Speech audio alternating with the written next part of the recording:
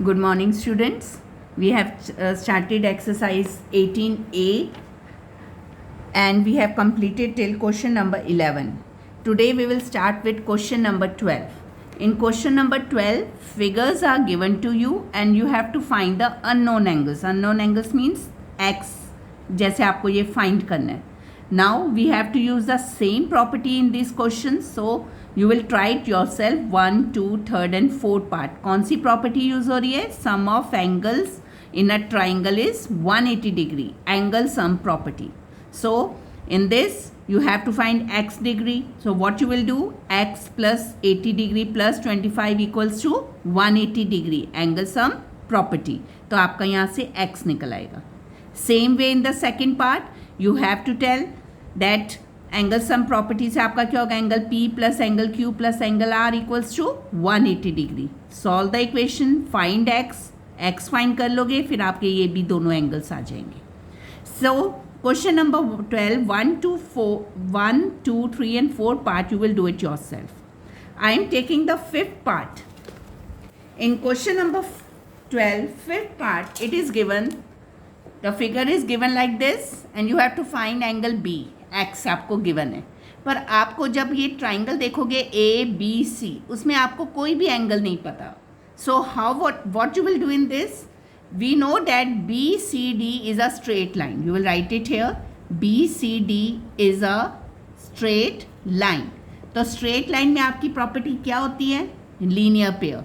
जब भी आपको स्ट्रेट लाइन है तो जो आपके ये दोनों एंगल्स जो होंगे ये क्या होंगे? आपके linear pair. So what you will write it? Angle ACB plus angle ACD, ACB plus ACD equals to 180 degree, और ब्रैकेट में आप क्या लिखोगे? Linear pair. Now ACB you have to find it. ACB आपको फाइंड करना है और ACD आपको कितना गिवन है? 120 degree. So solving it you will find angle ACB equals to 180 degree minus 120 degree, that is equals to 60 degree. ये आपका angle क्या आ जाएगा? 60 degree. Similarly we have to find angle A. अब एंगल A फाइंड करने के लिए EAC is a straight line. EAC is a straight line. आप लोगों ने ये देखना है, जब फिगर में ऐसे आपको फिगर होगी, स्ट्रेट लाइन के ऊपर दो एंगल्स बन रहे होंगे, तो straight away you have to use the property linear pair. अब आपके यहाँ पे एक एंगल है और एक एंगल आपको ये फाइंड करना है, तो फिर आपने स्ट्रेट लाइन कौन सी ली? EAC. Therefore angle EAB plus angle CAB और BAC equals to 180 degree. BAC और CAB सेम ही बात है, EAB. तो यहाँ पे क्या लिखेंगे आप? Linear pair. पूरा लिखना आपने linear pair. Now angle EAB is given 110 degree. Angle CAB equals to 180 degree. तो आपका एंगल A क्या आ जाएगा? CAB equals to 180 degree minus 110, that is 70 degree. ये आपका एंगल आ गया 70 degree. Now if we see the triangle, in triangle ABC, you know the two angles now and we have to find the third angle. So what you will do? Use the property, angle sum property. Angle A plus angle B plus angle C equals to 180 degree. Angle sum property. So angle A आपको given है 70, B आपका x है and C is 60 degree. So 130 degree plus x equals to 180 degree. तो x will be equals to 180 degree minus 130, that is 50 degree. Like this you have to find. तो आपने अब देखा आपकी एक ही फिगर में दो प्रॉपर्टीज़ यूज़ हो गई हैं. One is linear pair and other is angle sum property. तो 17 और 18 चैप्टर कंबाइंड होकर भी आपको आ सकता है, कंबाइंड क्वेश्चन भी आपको आ सकता है. So you have to do it like this. Now if we come to question number 12, sixth part. In sixth part, this type of intersecting lines are there which are making the triangle. वो आपका triangle बना रहा है. आपका AB C एक triangle बन गया and CED is the other triangle. Angle A आपको 75 डिग्री गिवन है, angle B 65 degree, angle D आपको x डिग्री गिवन है and angle E 110 degree and we have to find this x. अब जब आपने ये x फाइंड करना है, what you will see that आपको इसमें एक ही एंगल पता है, two angles you don't know, so we can't take this triangle using angle sum property. So first of all, in with the triangle in which two angles are given, we have to take that triangle.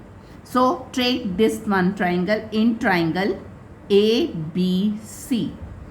Angle A plus angle B plus angle C equals to 180 degree. Again, angle sum property. Angle A is 75, B is 65, angle C you have to find it 180 degree. So angle C equals to 180 degree, इनको plus करके इधर लिख दो minus 140 degree.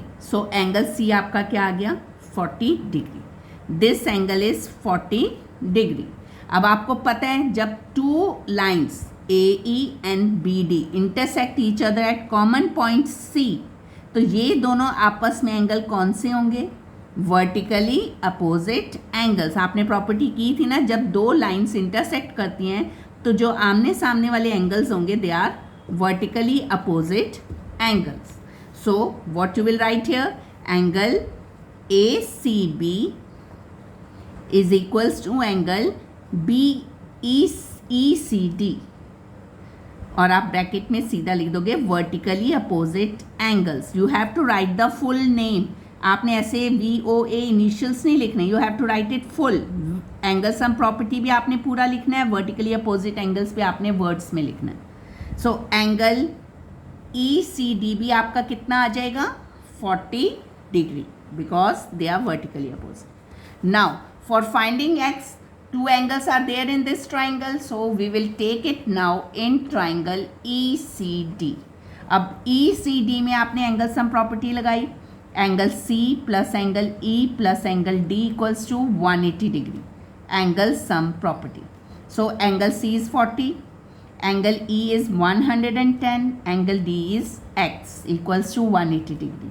So 150 degree plus x degree equals to 180, तो x आपका क्या आ जाएगा 180 degree minus 150 that is 30 degree. तो इस तरह आपने x फाइंड आउट करना है. It is easy question but you know the property. इसमें आपकी linear pair angle sum property लगी, इसमें आपकी vertically opposite angle and angle sum property is used. Now before starting question number 13 we will do another property, exterior angle property. Now we have done angle sum property. अब exterior angle property क्या है, if in a triangle is given ABC and you extend any angle, जैसे मैंने C को extend कर दिया D पे आ गया, तो ये आपका क्या होगा exterior angle. तो this exterior angle will be equals to sum of interior opposite angle, which means जैसे ये exterior है इसके opposite interior, ये अंदर वाला पार्ट है, तो कौन से opposite angle होंगे A और B, इन दोनों का क्या लेना आपने sum. तो एक्सटीरियर एंगल प्रॉपर्टी क्या होती है, सबसे पहले आपने देखना है एक्सटीरियर एंगल कौन सा है. एक्सटीरियर एंगल मतलब बाहर वाला ACD. Exterior angle ACD will be equals to sum of interior opposite angles. So exterior angle ACD अगर आप देखें तो क्या होगा, angle A plus angle B. इसी तरह अगर आप A को एक्सटेंड कर देते हो, this is an exterior angle, तो इसके अपोजिट कौन से होंगे B और C, तो आपने B और C का क्या लेना है sum. In the same way if you extend B, अगर आप B को एक्सटेंड कर देते हो तो ये जो एक्सटीरियर एंगल है किसके, इसके अपोजिट कौन से हैं A एंड C, तो इन दोनों का सम इक्वल होगा. So what is exterior angle property, exterior angle will be equals to sum of interior opposite angles. So relating to this property, we will start question number 13, in which they have asked to find all the angles of the triangle in each case. आपने इसमें क्या find करने हैं, सारे triangle के angles ABC angles find करने. So how you will do it? If I am taking 13th question, second part, In this triangle is given, one triangle is given A, B and C and B angle is extended. B angle extend किया है D पे and 2x degree is given. Angle B जो exterior है वो आपको given है 120 and angle C is given x. तो आपको पहले ये x फाइंड करने के लिए आपने कौन सी प्रॉपर्टी यूज़ करनी है? Exterior angle property. Whenever you see one any angle is extended तो आपने हमेशा एक्सटीरियर एंगल प्रॉपर्टी यूज़ करोगे. सो आप कैसे लिखोगे? इन ट्राइंगल, पहले आपने ट्राइंगल जरूर मेंशन करना है कौन सा ट्राइंगल है. In triangle ABC exterior angle कौन सा बनेगा? एक्सटीरियर एंगल DCB और CBD. एक्सटीरियर एंगल CBD इसके अपोजिट कौन से हैं? A and C equals to angle A plus angle C और ब्रैकेट में आप लिखोगे एक्सटीरियर एंगल प्रॉपर्टी. आप इसको इनिशियल में जैसे मैं अभी लिख रही हूँ exterior angle property, you have to write it full exterior angle property. तो exterior angle CBD is given 120 degree, angle A is given 2x degree and angle C is given x degree. So 120 degree equals to 3x degree, तो x degree will be equals to 120 upon 3. ये इधर जाके divide हो जाएगा, that is 40 degree. अब x आ गया, it means angle C आपके पास कितना आ गया? 40 degree.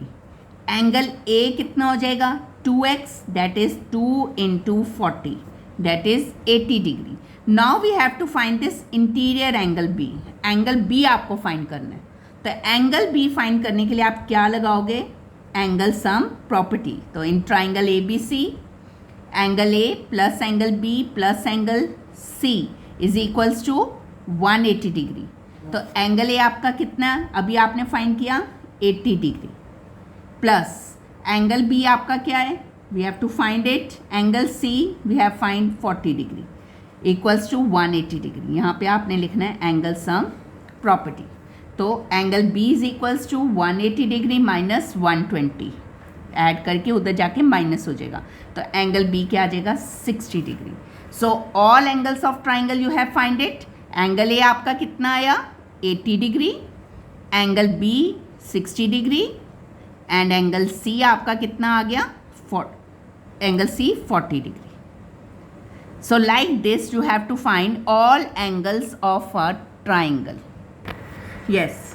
Now first, second and third part do it yourself and fourth part I will take it tomorrow.